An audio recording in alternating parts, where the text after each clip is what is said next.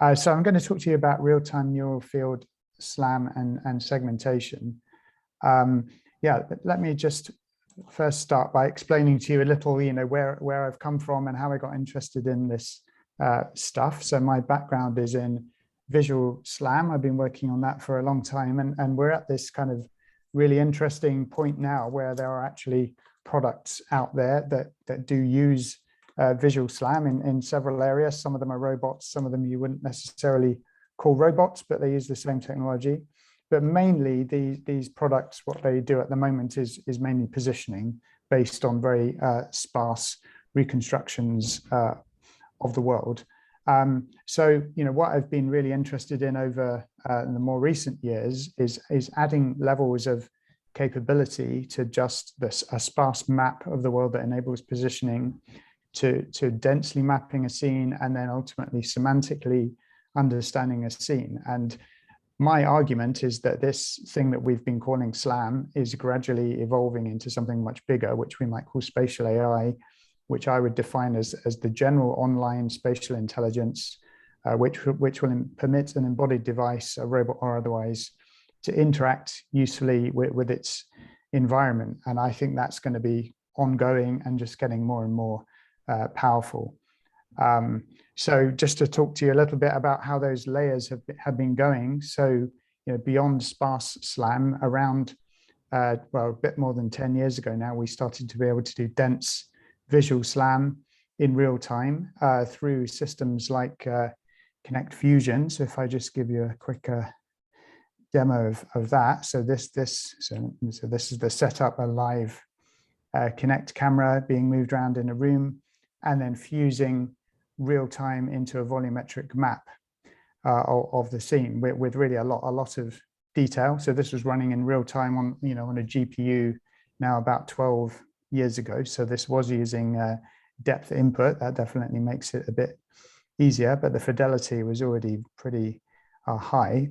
And just a point on terminology, and I think this may be returned to later. So this is a signed distance function based representation. So that is an implicit representation, but it's represented obviously on a regular voxel grid. I think it makes more sense to talk about neural fields or something like that, and as what's the differentiator in these new representations that I think we're focused on in this workshop. Although, yeah, I think that's still in flux probably.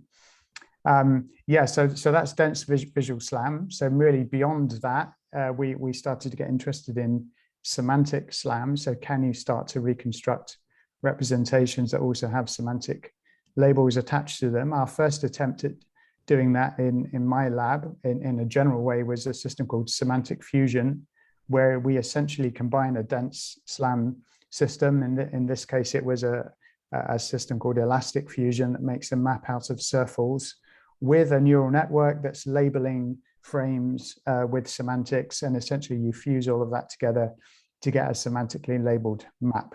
Now, this gives you a somewhat good result, but we weren't fully satisfied with this. First of all, it's quite a noisy sort of labeling that we were getting out of this, because we were labeling every element of the reconstruction separately.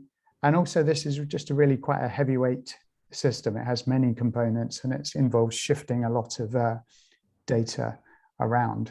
So, in very recent years, I've been thinking a lot about that in generality, and thinking that how are we going to get to, the real spatial AI capability that we need that will enable all sorts of applications, and also ultimately we'll be able to run really, really efficiently on embodied products. So if you're interested in reading my more general thoughts on that, I've got a couple of papers in the Future Mapping series that really discuss, some of the computational properties of how I think a spatial AI system could work and be really generally useful.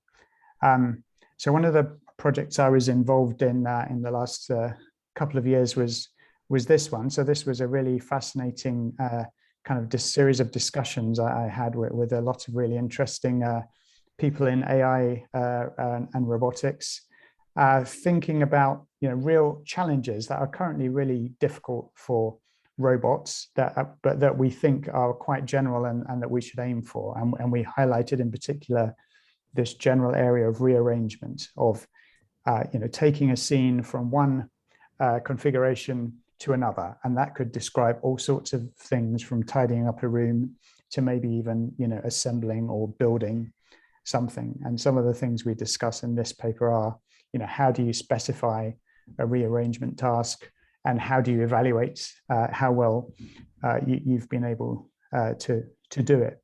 So what interested me in this is the kind of spatial AI scene representation aspect. So what kind of representation of a scene enables really general rearrangement? And in my mind, it is exactly this kind of SLAM-like semantic SLAM, or object level efficient composable representation of a scene. Once you've got that, you can do all sorts of simulation or learning or planning to enable very general rearrangement. So my main focus is really how do we actually build that system that's going to go from raw sensor data to building that kind of representation of a scene. So before talking about some of our more recent work on neural field things, I'm just going to show you briefly some of the work we have done that's actually leading to robotic examples. So this is, first of all, a system called More Fusion, so led by my former PhD student, Kentaro Wada. So he built a system that used relatively strong assumptions that we are observing a scene that's made up of objects for which we have CAD models. So these are the familiar YCB objects, but we are going to deal with those objects in tricky configurations where they're arranged, for instance, in a complicated pile like this. But let me just show you here what we can actually do with that.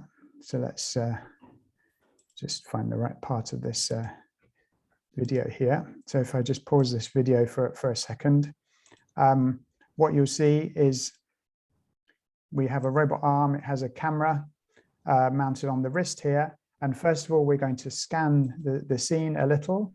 And on the right-hand side there, you're going to see the robot's view of the scene. So it's an object level representation of the scene here with these instantiations of perfect CAD models. And we can then use that for planning. So some of this planning uses standard motion planning, but there's also an element of learning that comes in, because you'll see that some of the objects it's not immediately able to grasp in ways that enable it to place them in the way that it wants to. So what it therefore has to do is drop the objects and do a reorientation behavior. So there we've done some pre-learning. So we've used physics simulation and we've trained a neural network to predict what's the best way to drop objects to kind of reveal the right faces such that we can grasp them, that will enable us to place them in the ways that we want to. So that's an example of how I think a really kind of good scene representation enables quite advanced manipulation. So here's another example of a slightly less strong representation. So here we're going to assume we have some knowledge of the objects that are going to be present in the scene, but not very specific CAD models. Instead, we have kind of deformable shape models for each of a number of categories of objects. So here we have cans, mugs, bowls, and I think bottles is the last one. So as the camera's moving along, we're essentially building a SLAM map where each one of those objects forms a node in the SLAM map. We're using them to actually estimate the motion of the camera as well. And we're jointly optimizing for camera motion, object poses, and object shapes. So to show what we can do in robotics with that. So here we've got apologies for jumping around a bit, but let me just find the right part in this video. So here's the setup. It's the same kind of robot. It has a single depth camera on its wrist, and we've got these objects just scattered on the table. We're going to take several views of this scene, and in the bottom view, you'll see that we detect these objects, and then we fit these shape models to the objects. And once we've done that, we can then perform, again, very precise manipulation with them. So here, there's no real learning and the manipulation. This is just sort of motion planning, where we're determining grasp positions on the objects. But you can see the precision that we're capable of here. We can actually pick up those bowls in order of size and place them very carefully in stacking order. So you see that they all just drop neatly into this stacking configuration. Okay, so there's some examples of scene representation actually enabling, really interesting robot planning behavior. Now, of course, something that's a weakness of these systems is still relatively precise knowledge of, objects that are going to be present in the scene. So prior models needed. So, we're always interested in what can we do without prior models. And in particular, what I feel very strongly about trying to move away from is, too much prior knowledge and prior data. I mean, I think this is a really interesting thing to debate, but I think, imagine you bring a new home robot into your house. How much knowledge do you expect it to have? I think it will have CAD models of certain sorts of objects because, certain objects are very common, but you would hope that it can deal with new objects in some way. So it is going to need a way to reconstruct a scene. And in particular, I think it's going to want to learn things in your house in particular. So it's that sort of direction that led us into being interested in these implicit or neural field representations. So this is our first work in this direction. So this was published at ICCV last year, although I think we had it originally working about a year before that. So this was the first real-time, if you like, NERF-like system that actually used a neural field model as the only representation within the SLAM system. So when I say the only representation, we're also using it to track the camera, and we're training it in real time. So let me show you a video of iMAP, and you can see what it does. So the setup, if you like, is really similar to Kinect Fusion in that we've got a large EBD camera, so a Kinect type camera, moving around a room, handheld in real time. So a bit like what you just saw in the demo before, we have a neural network that is initialized completely randomly. So it is an MLP network. It's a smaller network than is in the original NERF paper, but it's so it's about a megabyte of weights. So it's a really small network. Actually, I think it has 4 hidden layers, some positional encoding. So to turn that into a SLAM representation, so I've just paused it for a second so you can see what's going on. So we've got the input at the top, the RGB and depth, and then at any point in time, we can do volumetric rendering from our MLP to generate an RGB view and a depth view from any particular point of view. Now, as we're moving the camera around, we're going to build up a map of keyframes. So these are certain historic positions that the camera has been in, which we're going to store. We're going to try and estimate the poses of those keyframes. And those are the keyframes that we're going to keep showing the network in order to try and build up this full representation. So the red, you'll see red selection of the keyframes. So we don't sort of send all the keyframes all the time. So first of all, we're actively sending, we're choosing, okay, let me just start it running again. So now you can see in the top right, the network actually converging. So this video is slightly sped up, but this whole process of mapping a room in real time takes probably 3 or 4 minutes. The other kind of thing you can see is as we gradually add keyframes, you can see these red dots in the keyframes. And this is the way that we were making it run fast by sampling from the keyframes. So rather than sending all of the data from all of the keyframes to the map, we choose samples based on a kind of information theoretic criterion of which points in the images do we think are going to give us most information about the representation.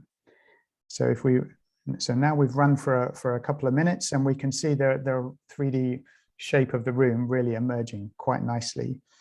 So some of the properties of this representation, it's quite smooth. I mean, that's probably due to the fairly small network that we're using and the choices we've made about positional encoding.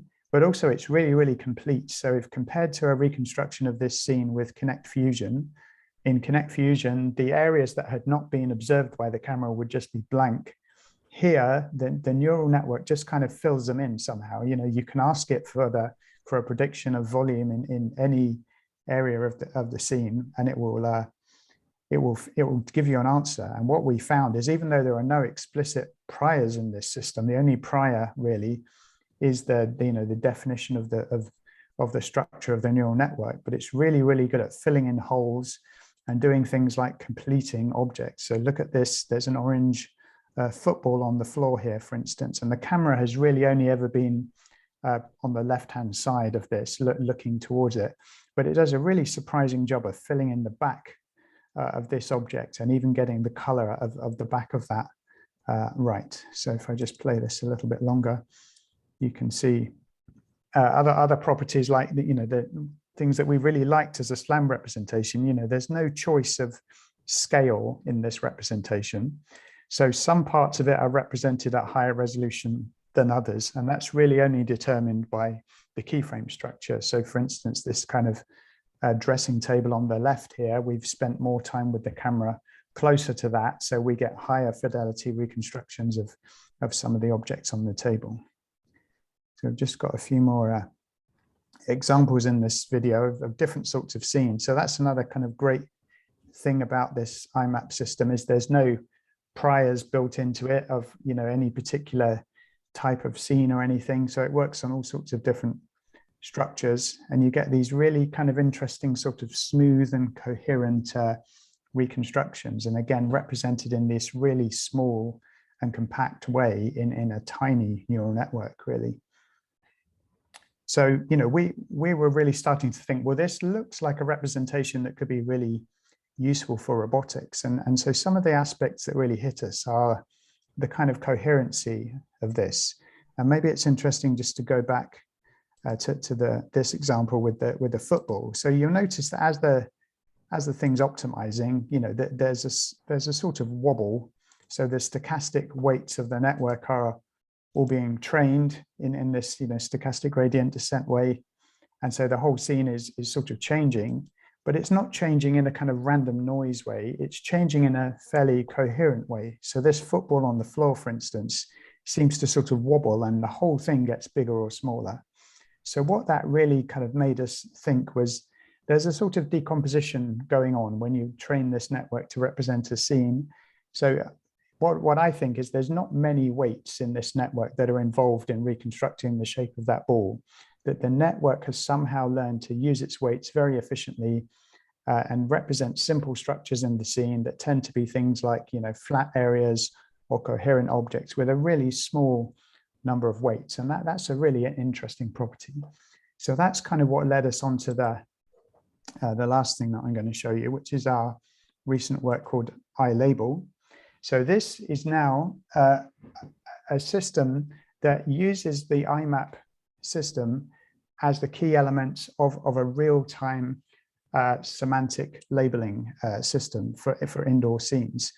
So the way we really interpret what's going on here is that the neural network for itself is automatically decomposing a scene in interesting ways, and then we can reveal what those elements are with a tiny bit of user interaction. So when I say tiny, I mean something like a few tens or maybe hundreds of tiny little click labels. So if we run this, and actually this was a demo we gave live at the Coral conference last year. So what we're going to do, we're running iMAP. We're looking here first at this scene with a number of objects on it. We're reconstructing normals and color.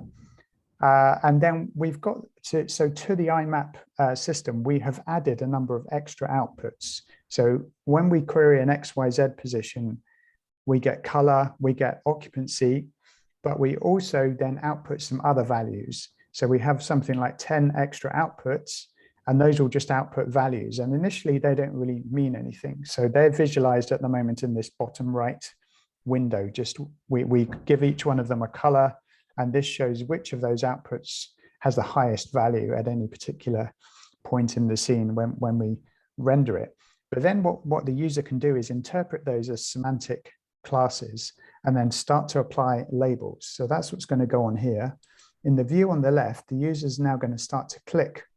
So just really single pixel clicks on a few elements in the scene and say, so first of all, they've done a few red clicks on the kind of background and then a couple of green clicks. Let me just pause for a second. So some red clicks on the background and a couple of green clicks on this blue ball here. And the user basically says, well, I want the red label to have the highest value at the places where I've clicked red, and the green label to have the highest value at the places I've clicked green. But then the magic thing that happens is when we then predict what the values of the labels, or which label is going to have the highest value for every pixel in the scene, if you look on the bottom right views here, we get this amazing kind of high quality segmentation popping out. So this is because these label maps have inherited the coherency of the neural field representation of shape and color. So let me just run this longer and you can see what happens. So we put some blue clicks on this mustard bottle, some yellow clicks on the mug, light blue clicks and purple on this kind of boxes up here, some orange clicks on the drill, and then some brown clicks on, I think this is like a glasses case. So this one's particularly interesting. So you see that we put some brown clicks on the left-hand side and some pink clicks on the right-hand side. And it's been able to separate those two parts of it, even though, they look the same color, they look very similar in appearance, but somehow you can tell that the network has really got coherent representations of each part. And then also these boxes here on the top left that are touching each other, you've got this yellow box leaning on the red box, but it's really separated them very nicely. So that's the kind of segmentation we've got, with a few seconds and a tiny amount of user input, and we get a semantic segmentation, which is, just as good as, or probably much better than anything you would get from some pre-trained, network that had been trained to segment based on, thousands of images and with labels. So here's now the indoor scene. So the same one you saw in iMAP, segmented using iLabel. So another great characteristic of this is the system doesn't need to know the categories in advance. The user can define categories as they want on the fly in an entirely open set manner. So the user's just deciding on categories like floor, ball, wall, and box, and adding a really small number of labels to each. And the reason the labeling efficiency can be so high is that you only need to put labels in where you fix problems. So, let me just go back to this bit here. So here we've put some orange labels on the bed here, but you can see that this orange region is starting to creep up the wall. So we're just going to put one click on the wall there to say, oh no, that area is actually wall, and that just fixes it. And then, once an area is segmented well, you can immediately in real time get this feedback of whether it's correct or not, and then you don't need to add any more labels. So we go around the whole room here, and I think with 140 clicks, on different keyframes around the whole room, we're getting a really high quality, 3D segmentation of the whole room, which of course we can project to get 2D segmentations of any of the keyframes if we want to, but it's a 3D volumetric segmentation. So we've got a couple of other different modes of this. Maybe just the one that I'll show you, which is quite interesting, we have a hierarchical mode. So, I think a property that segmentation should have is that it should be hierarchical, meaning, we should, for instance, first of all, segment a scene into saying this is foreground and this is background, and then we can break those bigger classes up into smaller ones. So we might break the foreground class down into, objects and furniture or something, and we might break the background class down into walls and floor.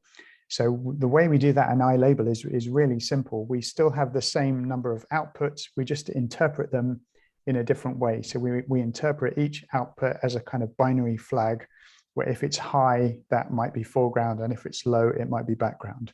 And then the second output, we would then interpret high or low in terms of then breaking that first class down further. So let me just run this a little bit, and we're going to hierarchically segment this scene. Whereas first we do some kind of high level segmentation into foreground and background, and then we go further and start breaking down the sub elements into smaller classes. So within something like 30 or 40 clicks, we're getting a really nice hierarchical segmentation of this scene here. And once you've got a hierarchical segmentation, then you can then choose to view it at different levels up and down that segmentation. I think that's very natural.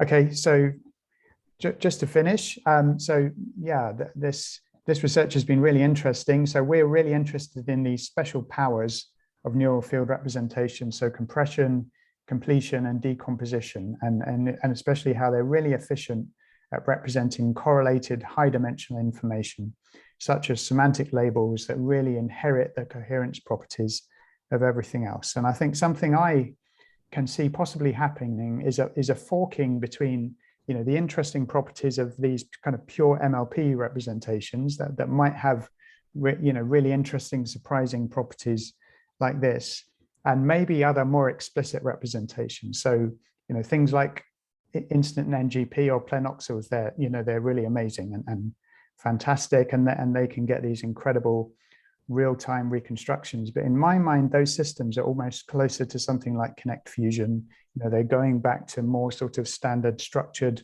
volumetric sort of voxel type representations. They still have elements of more kind of MLP type learning in there.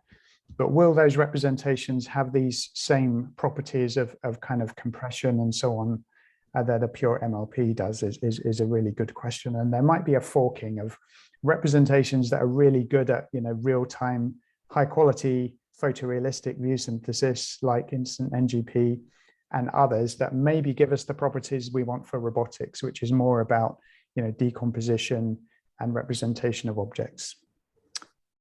Yeah, okay, so I'll finish there. Thanks very much.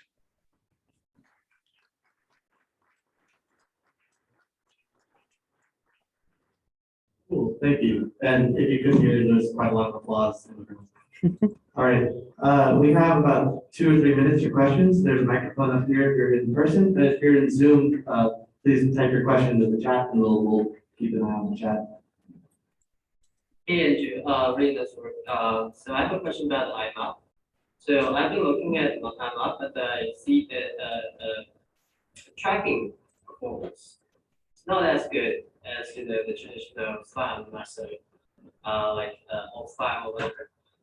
So do you have any comment on why this kind of is implicit way of doing SLAM? It's not still on par with the traditional like feature-based method, let's say. And do you see there's any way to improve on the tracking performance? Yeah, so I mean, we kind of did the tracking, within the same iMAP formulation just because we could, really, because we thought it was really interesting that was possible. Clearly, we could have separated off the tracking and done that with a standard feature-based method. I guess just like the instant NGP demo that you saw earlier, the feature tracking was solved separately. Although I think instant NGP does have a switch you can turn on to also do camera pose optimization. So I think the reason the camera tracking in iMAP is not so accurate is, again, we're using this pretty small neural network. We're using sampling and the choices we had to make there. So we are not, we didn't do the ninja level programming that was in instant NGP to make things run, so fast with custom CUDA and everything. I think if we had gone to that effort, I'm not sure we had the capability to do the things they've done. But that, probably we could have used a bigger network. And then I think there's no reason in principle why, methods that have put camera estimation into NERF can be just as accurate as really good feature-based pose estimation. So I think that's just a question of speed and scale of the network.